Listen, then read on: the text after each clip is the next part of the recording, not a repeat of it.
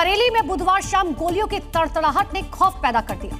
Property dealer Irfan की गोली मारकर हत्या कर दी गई। नकाबपोश बाइक सवार बदमाशों ने इस वारदात को अंजाम दिया, जो अतीक के गुर्गे बताए जा रहे हैं।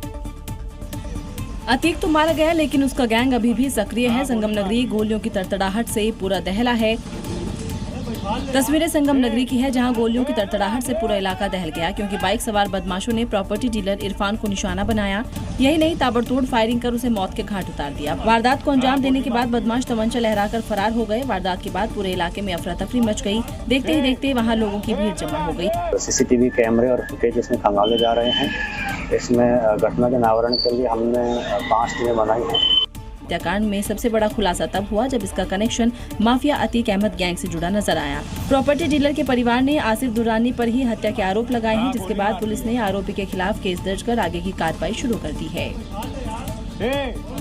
उत्तर प्रदेश में आतंकी साजिश का खुलासा हुआ। यूपी एटीएस ने समय रहते कार्रवाई करते हुए एक सक्रिय आतंकी मॉड्यूल का भंडाफोड़ किया। जांच में सामने आया कि ये नेटवर्क पाकिस्तान की खुफिया एजेंसी ISI से जुड़ा हुआ था, जो प्रदेश के कई जिलों में अपने पैर पसार चुका था। इस पूरे ऑपरेशन को एक खतरनाक साजिश के तहत अंजाम देने की तैयारी थी, जिसका कोड नेम जन्नत रखा गया था। पश्चिमी उत्तर प्रदेश से लेकर पूर्वांचल तक आतंक का जाल बिछाया गया था। शामली, बिजनौर, मेरठ और कुशीनगर ये वो जिले थे जहां आतंकी मॉड्यूल एक्टिव था। इस टीम ने कई संवेदनशील और सैन्य क्षेत्रों की रेकी की थी। योजना के मुताबिक लखनऊ में हमला करने के बाद इन आतंकियों को महाराष्ट्र या हैदराबाद भागने का निर्देश दिया गया था। यूपी एटीएस ने शामली से 6 संदिग्ध आतंकियों को धर दबोचा, जिन पर पाकिस्तान की खुफिया एजेंसी ISI के लिए जासूसी करने का शक है। इस पूरे नेटवर्क का मास्टरमाइंड पाकिस्तानी हैंडलर अबू बकर बताया जा रहा है। इसी ने मिशन को जन्नत नाम दिया था। अबू बकर ने साकिब को मॉड्यूल तैयार करने की जिम्मेदारी सौंपी थी। फिलहाल यूपी एटीएस की सतर्कता से एक बड़ी साजिश नाकाम हो गई, लेकिन इस खुलासे ने सुरक्षा एजेंसियों की चिंताएं बढ़ा दी।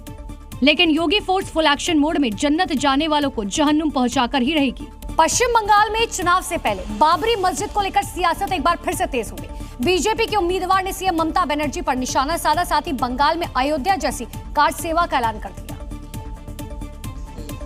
दरअसल कोलकाता पोर्ट सीट से बीजेपी उम्मीदवार राकेश सिंह ने बंगाल में सुरक्षा व्यवस्था को लेकर सवाल उठाते हुए मुख्यमंत्री ममता बनर्जी पर जमकर निशाना साधा, साथ ही तुष्टीकरण का आरोप लगाया। मुर्शिदाबाद में बन रही बाबरी मस्जिद को लेकर कुछ ऐसा कहा जिसको लेकर सियासत गरमा गई है।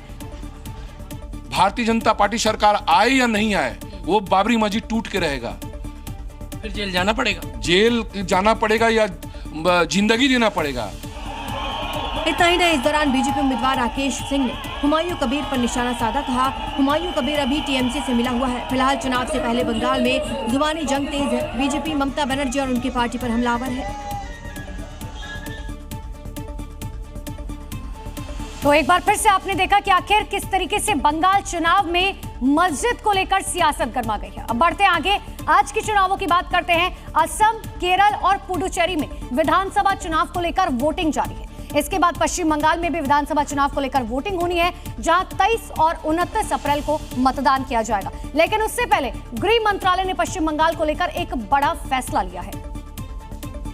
दरअसल पश्चिम बंगाल विधानसभा चुनाव को लेकर सुरक्षा व्यवस्था को और मजबूत करने के लिए गृह मंत्रालय की ओर से अतिरिक्त बल भेजने का फैसला लिया गया है। इसके तहत 150 अतिरिक्त कंपनियों की तैनाती की जाएगी। ये फैसला चुनाव आयोग के निर्देश पर लिया गया, जहां पहले से तय 2400 कंपनियों के अलावा 150 अतिरिक्त कंपनियां यानी प्रति चरण करीब 2.5 लाख के करीब जवानों की तैनाती की जाएगी। इसमें 95 कंपनियां केंद्रीय सशस्त्र पुलिस बल यानी CAPF की और 55 कंपनियां भारतीय रिजर्व बटालियन यानी IRB की होंगी। इसके अलावा यूपी, बिहार, अन्य राज्यों से भी पुलिस फोर्स बुलाई जाएगी। बता दें, पश्चिम बंगाल विधानसभा चुनाव निष्पक्ष और हिंसा मुक्त हो, इसको लेकर अतिरिक्त बलों की तैनाती की जा रही है।